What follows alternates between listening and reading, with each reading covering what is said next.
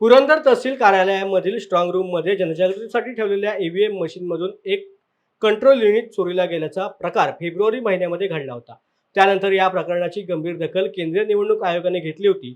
आयोगाने या प्रकरणी पुरंदरचे प्रांताधिकारी वर्षा लांडगे, तहसीलदार विक्रम राजपूत तसेच उपविभागीय पोलीस अधिकारी तानाजी वरडे यांना निलंबन करण्याचे आदेश राज्य सरकारला दिले होते. त्यानुसार त्यांचं निलंबन देखील करण्यात आलं होतं. यानंतर याबाबत नेमण्यात आलेल्या चौकशी समितीने यामध्ये या तिन्ही अधिकाऱ्यांचा हलगर्जीपणा नसल्याचं निष्कर्ष काढलाय. त्यामुळे आमची चूक नसताना आम्हाला निलंबन करणे योग्य नाही. आमचे निलंबन रद्द करण्यात यावे अशी विनंती याचिकाकर्त्यांच्या वतीने पूनम महाजन यांनी केली होती.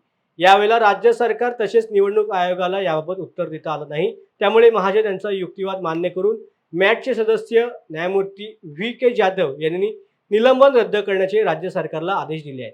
तसेच त्या तिघांची पूर्वीच्या पदी नियुक्ती करण्याचे आदेश देखील देण्यात आले आहेत.